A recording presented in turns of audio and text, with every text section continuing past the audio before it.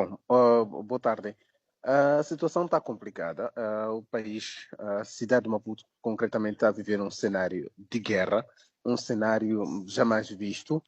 tendo em conta que a cidade toda está preenchida por militares, por diversas especialidades das forças de defesa, com manifestantes que estão em quase todo o canto. E pela primeira vez, por exemplo, também se diz muito que os manifestantes conseguiram entrar no centro da cidade, estão perto do Hospital Central de Maputo, digamos mais ou menos a curta distância da Presidência da República. Este é um cenário também que preocupa muito. Houve também uma pequena concentração de jovens muito próximo à Rádio Moçambique esta manhã, que depois foram dispersados pela polícia, que teve que recorrer ao lançamento de gás lacrimogéneo para dispersar esses jovens. Também houve muito pneu queimado ao longo da Avenida Eduardo Mondlane, principalmente depois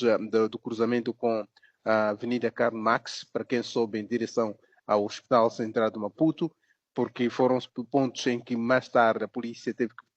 confrontações muito fortes com os manifestantes, que são muitos deles manifestantes jovens que presumem-se que são jovens que vivem nos prédios ao longo da Eduardo Mondlane, porque mal que a polícia começava a atirar o gás lacrimogéneo, muitos deles corriam para os prédios e minutos depois regressavam à estrada e tiveram as zonas onde empurraram tudo que é o pedregulho ao longo da estrada e fecharam a estrada e teve que ser chamada uma força,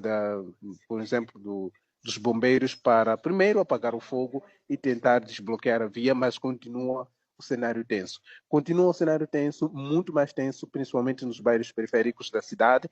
onde em todos quase os bairros periféricos da cidade há confrontações entre a polícia e os manifestantes. Muitos jovens, diga-se, muitos jovens estão acolheram o chamamento de Ginásio Mondlane e estão nas ruas a protestar e a disputarem com a polícia. Então, este é um ambiente que neste momento se vive aqui na cidade de Maputo, um ambiente de incerteza. Ainda não se sabe o que poderá ser esta tarde, o que poderá ser o período da noite, mas há quem também projeta que isso vai continuar amanhã e depois da manhã, e até muitos analistas pensam que isso vai até o dia 10, que dia 10, curiosamente, é o dia da cidade de Maputo, que provavelmente as festividades do dia da cidade de Maputo poderão ser marcadas por estes momentos de confrontações. Mas também há aqui realçar um outro aspecto interessante, é que não assim, no sentido que vivenciamos, a DW vivenciou um momento muito interessante entre uma negociação entre polícias, os militares e os jovens, e os militares estiveram a proteger os manifestantes, até que houve depois uma ordem superior, depois que chegou a polícia, mesmo para a polícia atuar, teve que negociar com os militares, e os militares estavam a ser resistentes, não queriam que a polícia tivesse que atirar gás lacrimogéneo contra manifestantes pacíficos que só estavam a cantar, só estavam a exigir a justiça eleitoral, estavam a exigir a justiça e também estavam, digamos assim, a usufruir o seu direito de manifestar. Mas depois houve ordens superiores que nós vimos algumas personalidades dentro de uma viatura, não conseguimos identificar quem eram as pessoas, mas eram figuras importantes porque eram viaturas protocolares que tiveram que forçar os militares a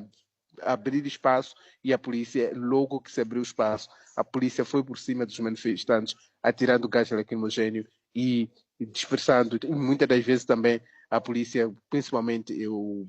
pessoal ligado à Polícia de Investigação Criminal, que está também envolvida envolvido neste processo, esteve muitas das vezes a disparar balas reais, algumas vezes para o ar, mas não podemos deixar de realçar esse facto que também balas reais estão a ser disparadas e minutos depois, isto mesmo próximo do Hospital Central de Maputo, minutos depois passou uma viatura da Casa Militar. Casa Militar é a guarda presidencial, com uma viatura protocolar e com dois senhores